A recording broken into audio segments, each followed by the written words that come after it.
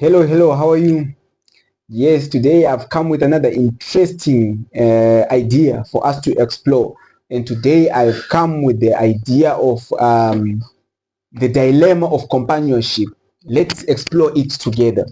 So, as I was pondering, I just had to thought about in the movie that is A Man for All Seasons, which is based on a true story of Sir Thomas More.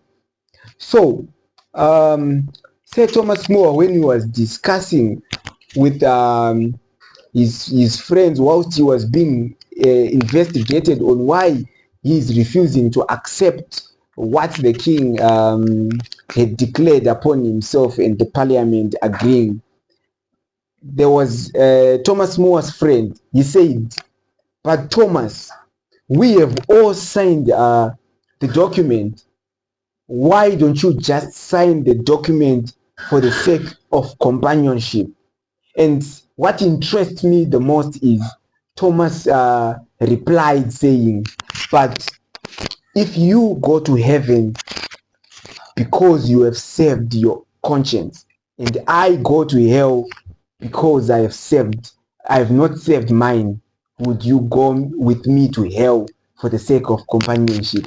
This actually left his friend so stunned and without any words to say, because this happens in most cases of our life.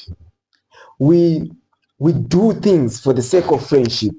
We do things in group, and actually most of the times when we do things as a group, it turns out to work most for the one who is leading the decisions. Let's say, for example, we are three of us and we want to go to let's say the office of the president. There's one person who is convinced that I need to speak with the president and is convinced about what he's going to speak about.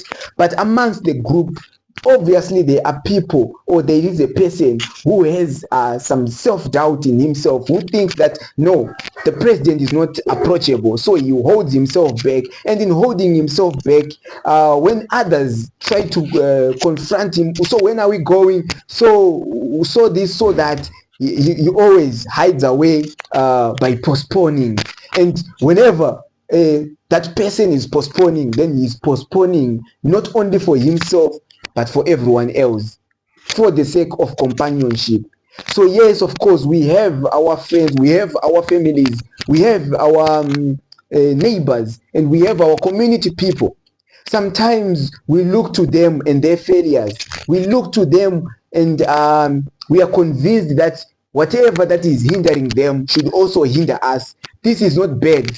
This is actually the right thing to do, to feel pity for others, but not to your expense, especially when it comes to the important matters of going to heaven, or living your destiny, or living your purpose. So this is the dilemma that happens in companionship.